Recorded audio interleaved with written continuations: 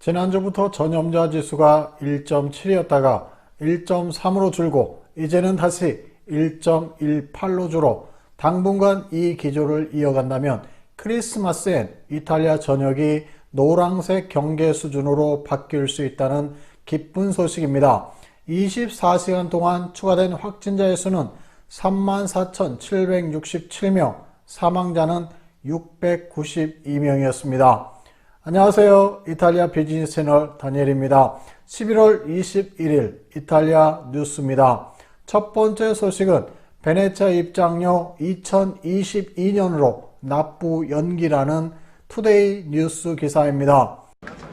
Per fare un selfie sul Ponte dei Sospiri o anche una semplice passeggiata in piazza San Marco, tra pochi mesi bisognerà pagare. Lo ha voluto il sindaco di Venezia, Brugnaro, e la giunta ha dato il suo via libera. Il provvedimento colpisce il turismo di una giornata, il mordi e fuggi per intenderci, anche perché gli altri turisti, quelli che nel capoluogo veneto decidono di trascorrere più tempo, un'imposta già la pagano. La tassa di soggiorno obbligatoria negli hotel e nei B&B di tutte le città italiane.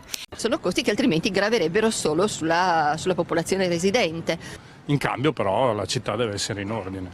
Dal 2022 infine una nuova rivoluzione per visitare Venezia. Servirà la prenotazione obbligatoria. 베네치아를 방문하기 위해 지불해야 하는 입장료를 2022년 1월로 연기했다고 합니다.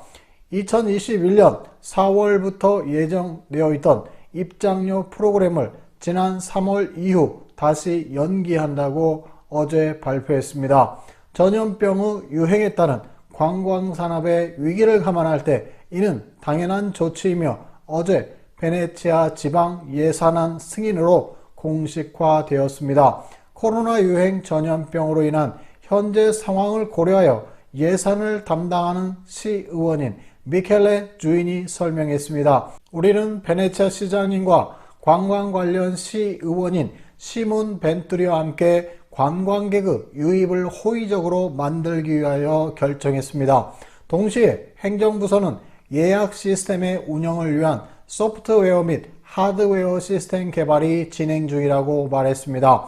이제 이 법안은 시의회에서 논의되고 투표될 것입니다. 주인 의원은 또한 코비드 호텔 숙박 시 관광세를 지불할 필요가 없다고 설명하면서 관련 사무소는 코비드 호텔 같이 협정된 숙소에서 숙박하는 경우 관광세 면제를 해주기 위해 규칙을 준비했다고 말했습니다. 마지막으로 기술적인 보완으로서 숙박시설의 소유주나 운영자에 대해 관광세 규정이 변경되었다고 말합니다. 즉 법령에 의거 숙소 운영자나 주인은 더 이상 행정부를 대신하여 관광세를 징수하는 회계 대리인이 아니라 숙박객에 대한 세금을 납부할 책임자로 그 위치를 바꾸었다고 합니다.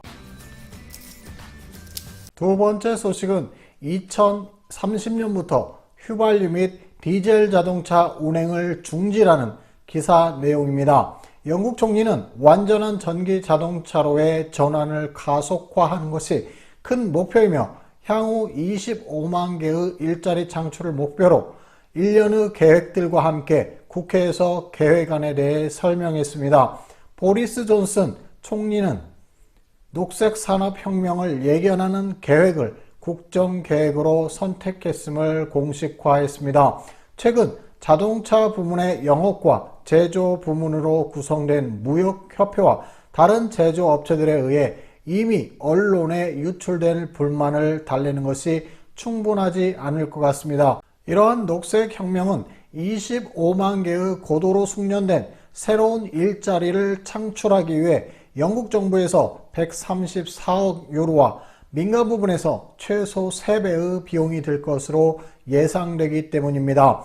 최소한 25만 개의 새로운 친환경 일자리를 창출하겠다는 약속과 함께 10년 동안 총 120억 파운드의 투자를 정부는 약속하고 있습니다. 그렇지만 아직까지 세부적인 사항이 부족하지만 제목 속에서 이미 정부의 의지를 예측해 볼 수가 있습니다. 이제 영국 정부의 우선순위는 2030년까지 운행 중단을 점차적으로 실행해야 합니다.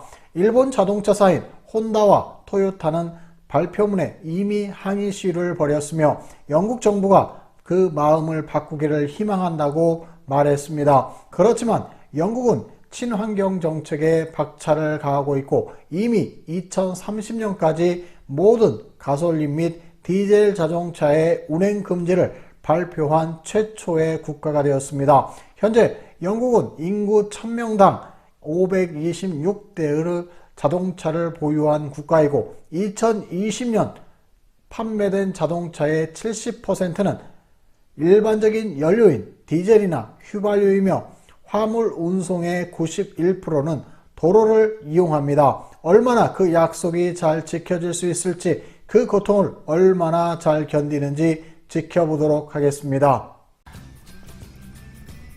세 번째 소식은 2025년부터 육류에 세금을 부과하라는 기사 내용입니다. 영국의 의사 및 의료협회는 관련 산업 제품들이 환경 파괴를 줄이기 위해 자발적인 조치를 취하지 않는 한 환경 파괴에 영향이 큰 식품에 대해 강제적으로 세금을 부과하도록 요구했습니다. 시위에 서명한 사람들은 동물의 사육 과정에서 가스 배출을 유발하는 붉은 육류 및 유제품과 같은 식품의 소비를 줄이기 위한 조치가 취해질 때까지 지구 온난화의 통제는 어려울 것이라고 말했습니다. 그리고 보건 전문가들에 의하면 환경을 고려한 지속 가능한 식단은 질병을 줄이고 더 건강하게 해준다고 주장합니다. 이런 관점에서 기후변화에 민감한 영국 보건연합은 2025년부터 식량세 도입을 강력하게 요청하고 있습니다. 왕실의 앤드류 교수는 말하기를, 저는 스테이크를 매번 좋아한다고 인정하지만 지구 온난화의 위험을 피하려면 음식에 대한 우리의 태도를 바꿀 필요가 있습니다.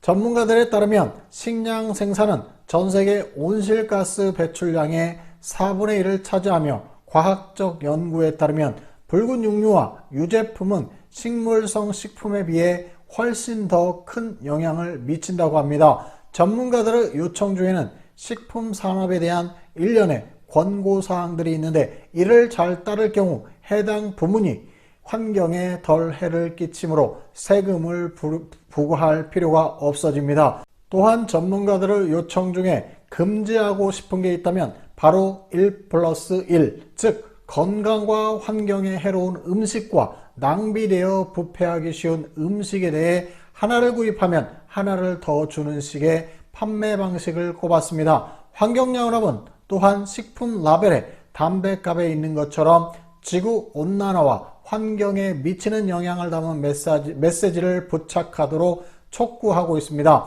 어쨌거나 일부 업체들은 이미 진행되고 있는데, 예를 들어 연간 수십억 끼니의 식사를 제공하는 영국 공공부문 식당들은 그들이 제공하는 육류의 양을 20% 줄인 연간 900만 킬로의 육류를 줄이겠다고 약속하기도 했습니다. 오늘 준비한 뉴스는 여기서 마치도록 하겠습니다. 여러분들의 건강과 가족들의 평안을 기원드립니다. Allora, buona giornata a tutti.